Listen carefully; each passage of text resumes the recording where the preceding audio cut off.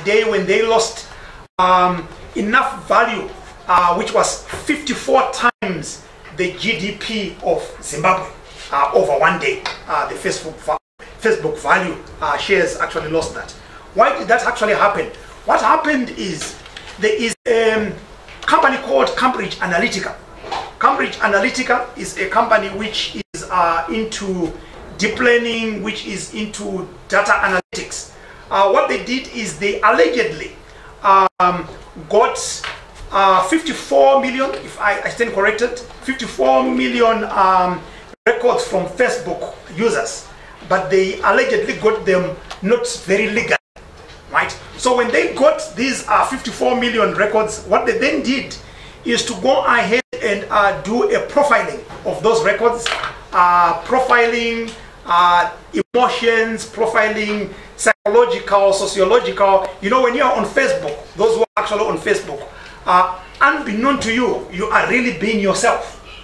Unlike when you are in a room like this, I am putting on a tie because it was supposed to be a tie day, so I'm not really myself. It's a Friday. I'm never supposed to be in a tie on a Friday, so I am not even being myself. But if I was on Facebook, I would not even be pretending, because you are in a space where you really believe you are in a private space. So what they did is to go ahead and analyze this data, and when they analyzed this data, they then realized things like this person values education, this person values employment, however you were, this person values religion. So what they then did was to go ahead and have specific, personalized, earmarked advertisements, news releases for those specific people, right? Allegedly, what they did, for instance, Donald Trump is wanting to build a wall, right? But people did not want for, some people did not want for Donald Trump to go ahead and build a wall. But what they then did was to go ahead and do something like,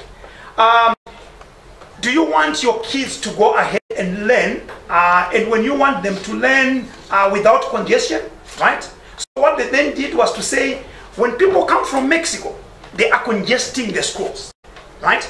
So by looking at someone who is valuing education, and subliminally, they are now saying, by Donald Trump building that wall, he is protecting the value which you have, which is education. But they're not mentioning Donald Trump's name.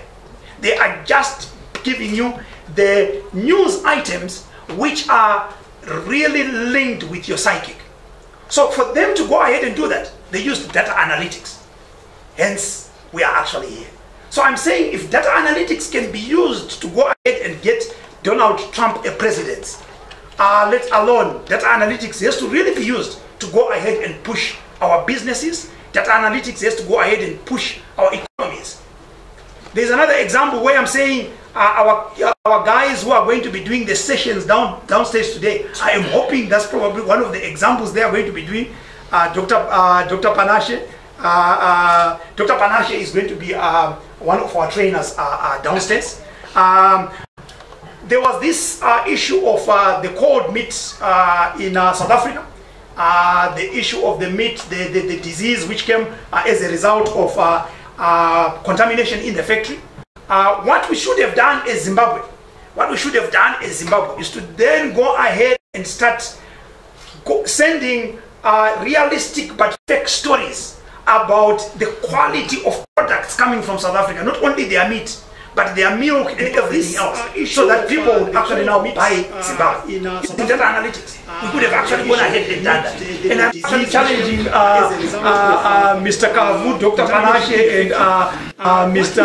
Chundiza, who are going to be downstairs training to say that should be your example, so that instead of people saying buy Zimbabwe first and showing us adverts, just go ahead and distribute the good fake news that South African products are contaminated. That serves as my opening introductory remarks. At this juncture, I'm going to call upon Professor Nyagura to come and give us the official opening. We're going to be downstairs training to say that should be your example. I guess I only have to deal with the conclusion, the end of my speech. Well, good morning. That serves as my opening. I'm not sure whether the program I'm going to call upon Mr. certainly we have seen the director of the computer center, the individual who was just here speaking and telling you how to do negative propaganda. So director of computer center, Dr. Bani, good morning. Then senior management of the university here. I've not seen the dean of science. Certainly we have seen the director of the computer center,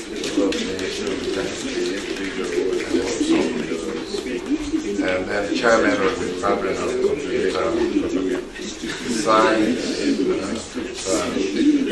director of computer center, Dr. I understand we have a representative of general management.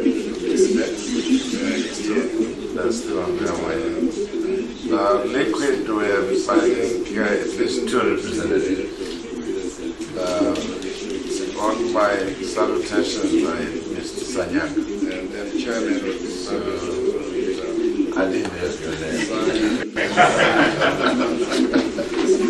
So I'm able to recognize Mr. Sanyang, and also recognize you. You are, up here.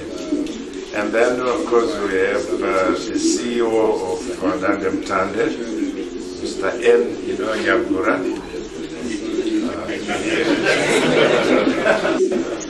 And we have a representative from Potri. They're still on their way.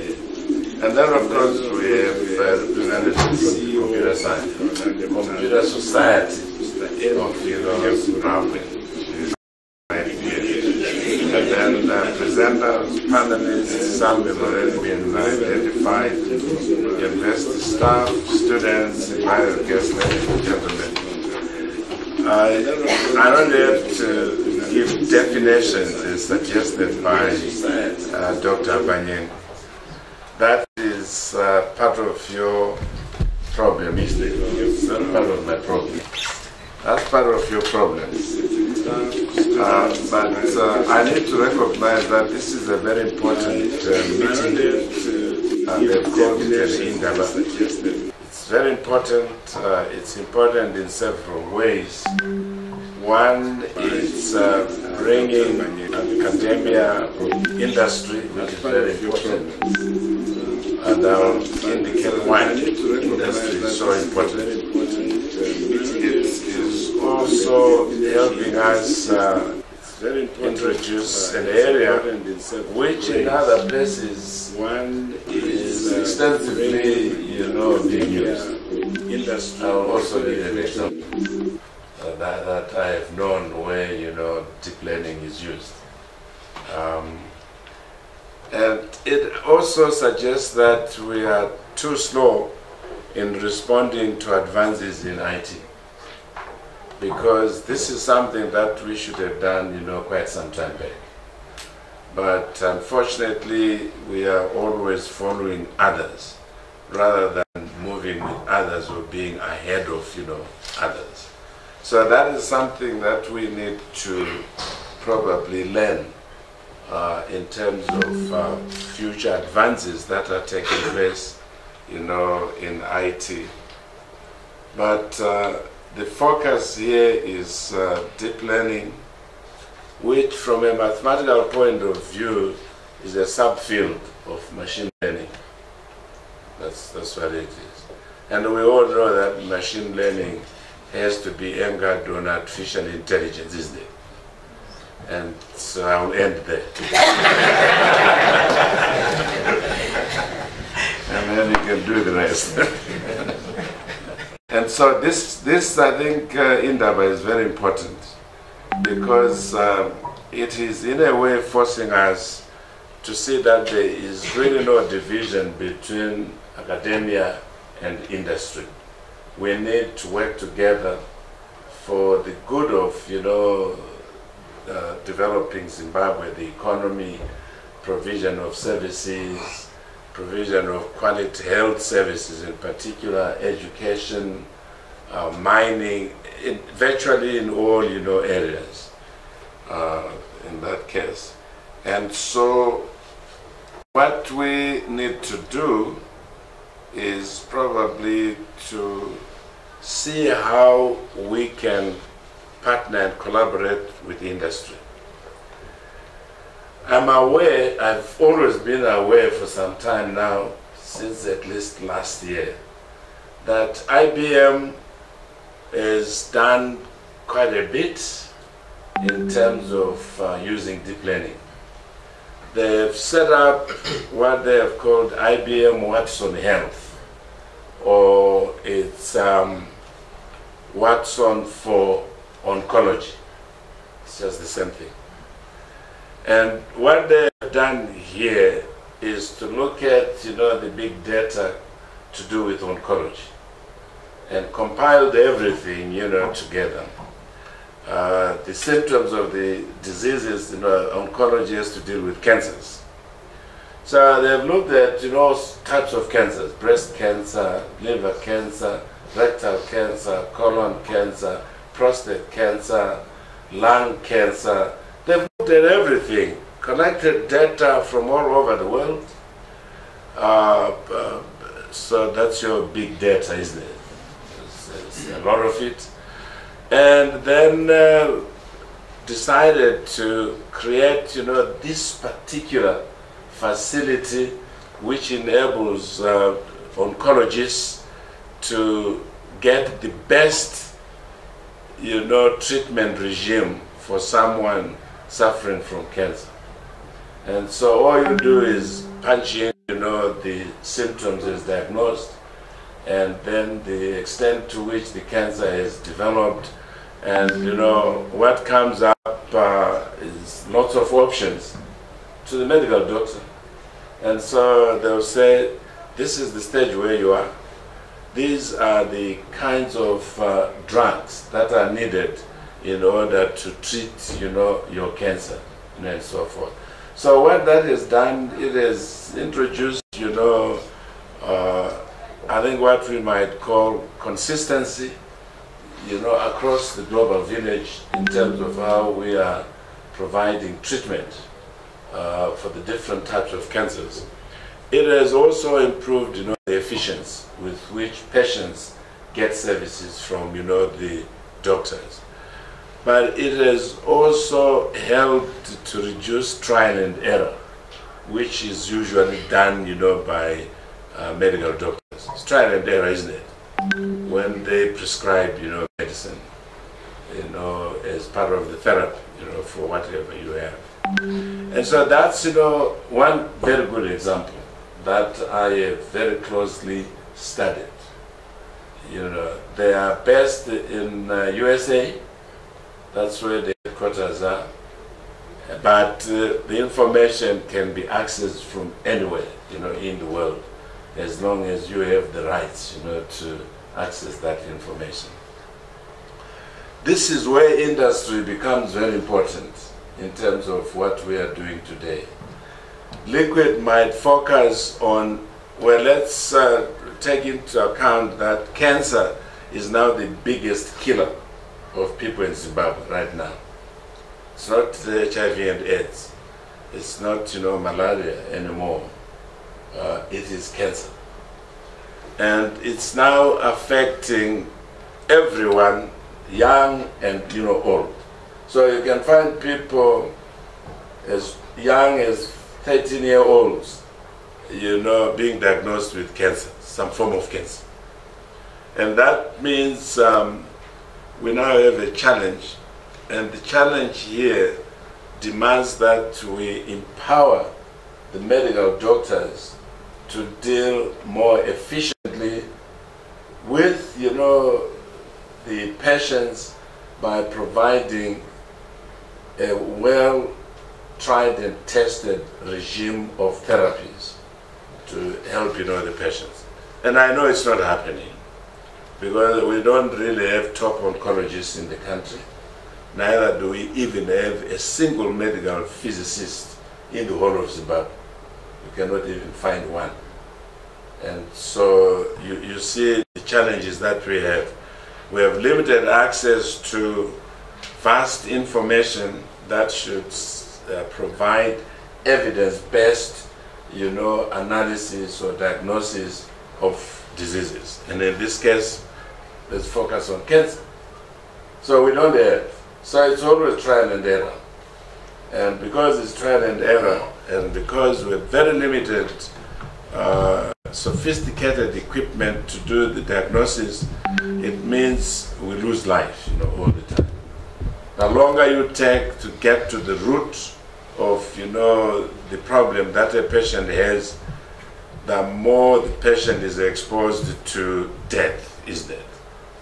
And so it means we now need to make significant contributions in terms of what we can do. This is only one tiny area in medicine.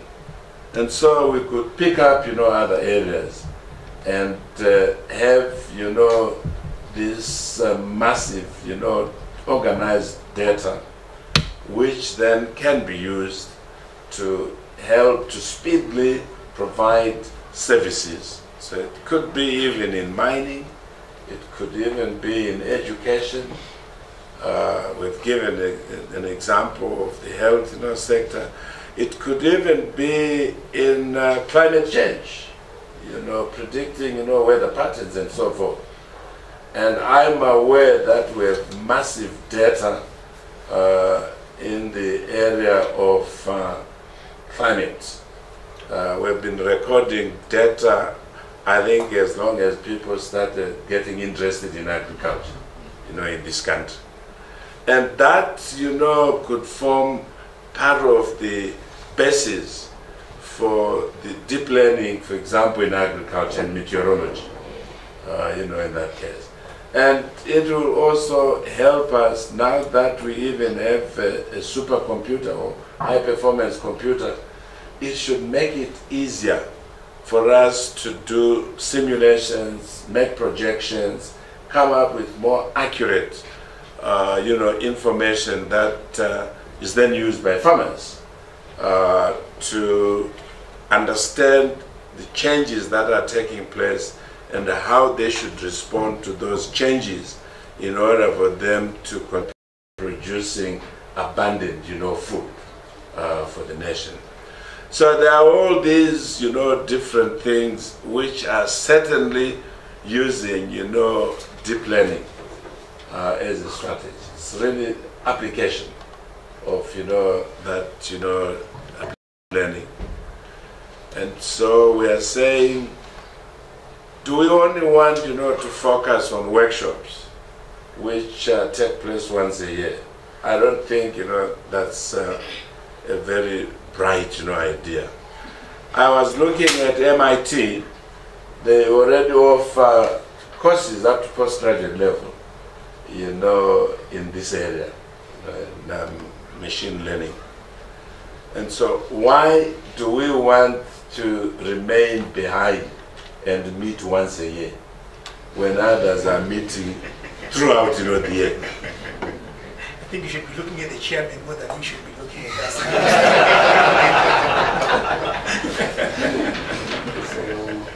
So in my, really analysis, I thought we need to be more, futuristic. We also need to be more proactive.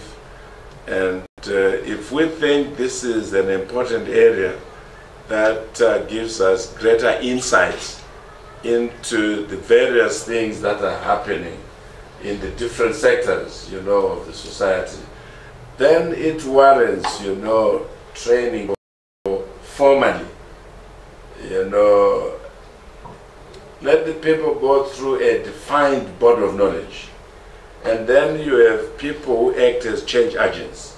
You have people who promote, this very important area. And then we become competitive, as a country. But we're always, behind. I guess it's a decision we took a long time ago. And my challenge is we now need to think in terms of being in the forefront rather than, following, others who are doing things. And so it's, I think, very exciting that we have taken the first step.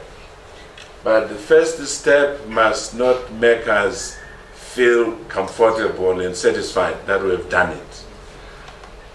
This should, I think, be a source of motivation for us to collaborate with industry, and then move forward. Think, in terms of formal training in this, area. I can give an example of something that we were talking about, and we said, let's not talk about it, but let's now formally train people.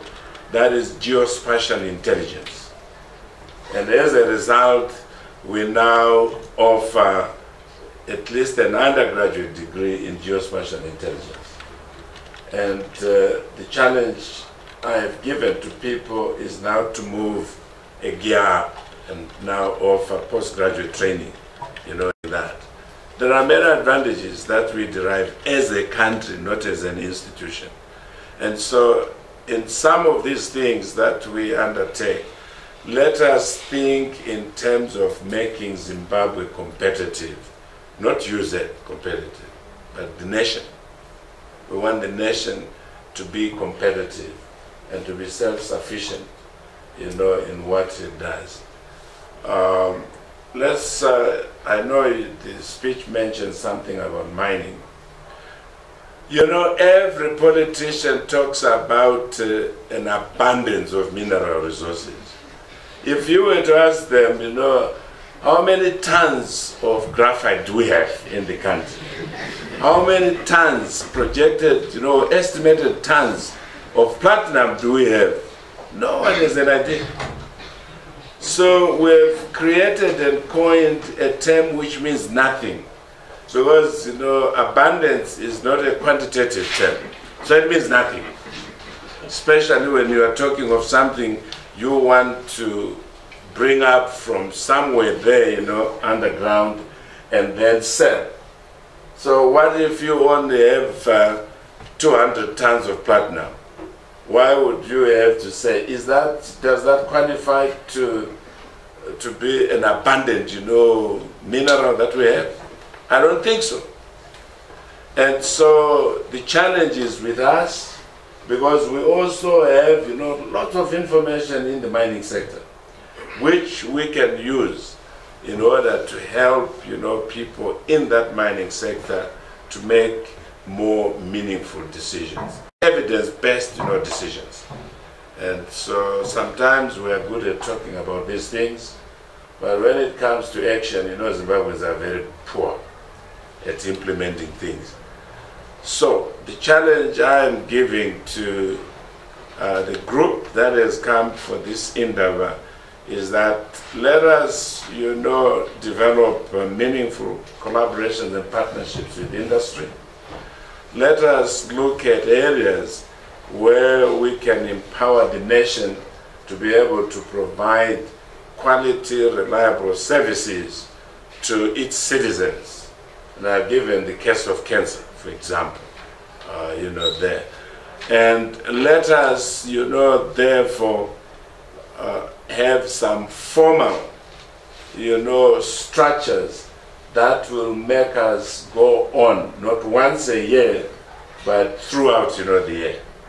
Because that way we remain thinking about the changes that are taking place and the impact, those changes are having on our society as, a people, in Zimbabwe.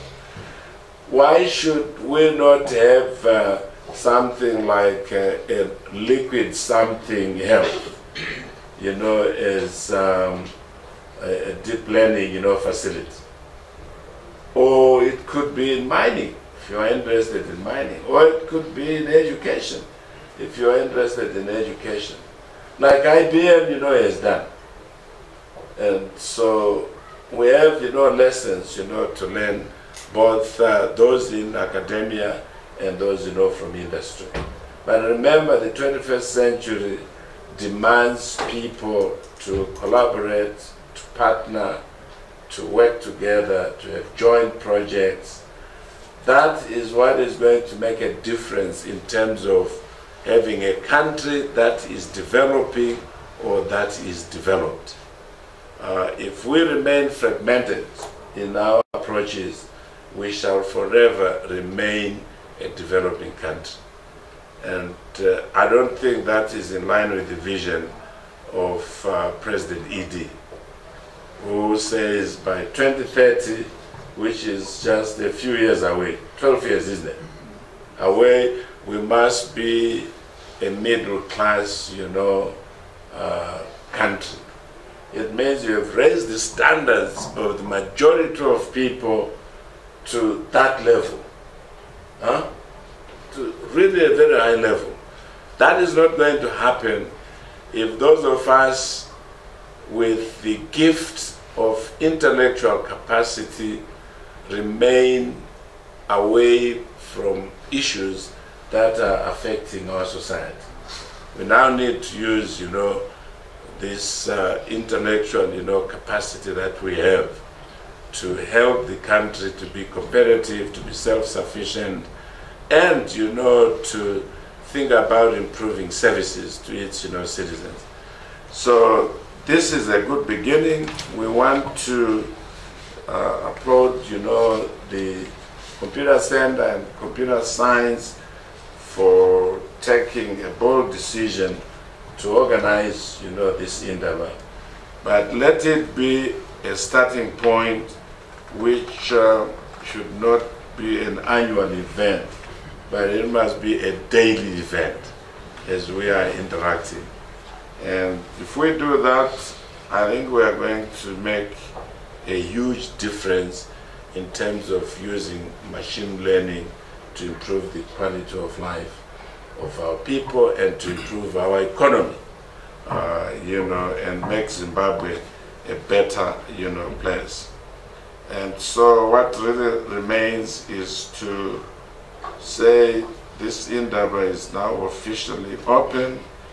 I wish you productive deliberations that should result in the development of training programs so that we compete with the best in class in terms of universities. And I've given you one example of MIT, where I've scanned through their programs and I've seen they already offer, formal training in this area up to postgraduate level. Is there anything that should stop us from doing the same? I don't think so. And so let us take the bull by the horns and hit, the ground running. And I think, we'll be able to make a... I was communicating with all the audience, Mr. Vice Chancellor, as you were talking, and they have assured me that next year, when we have this event next year, it's going to be a culmination of actual products and actual deliverables. So that when we do it, yes, the annual event is going to be a culmination of the daily events where we are going to be showing actual products and actual results of collaboration with our industry partners and the academics who are in this room. So next year it's not going to be a talk show, it's going to be a show where we are actually going to be showing what has actually been done. Otherwise, thank you very much. Help me to thank the Vice Chancellor for... I'll just let you into a secret. The Vice Chancellor did not even read his speech. He actually made a speech while he was actually over here. That's why I was actually saying he can actually go ahead and define, because I have the privilege of knowing what is in his speech, but he did not even touch his speech. So this thing about IBM and what's on, I don't even know where it really came from, but it was so appropriate and so focused. This is I mean, how committed he is to this thing. One of the things he has been driving for us, he did not want to embarrass some of us who were actually over here, is the maximal utilization of the HPC. He has really been driving it. So, I mean, without saying it, he has actually gone ahead and reminded us that we still have things to actually go ahead and deliver. And for sure, this is not going to be the beginning, but this is actually going to be really the launch pad of the things which are actually going to be happening. Thank you very much, sir, for your speech. We are going to rearrange the room a bit as we look forward to our first presenter, who is Liquid Telecoms, who is going to be giving us what they have for them to actually contribute towards the infrastructure to contribute to the deep learning which we are actually going to do. Thank you very much. So I think, guys, we can rearrange the room while it's to be released the Vice Chancellor. I don't think I need to go through the torture, you know.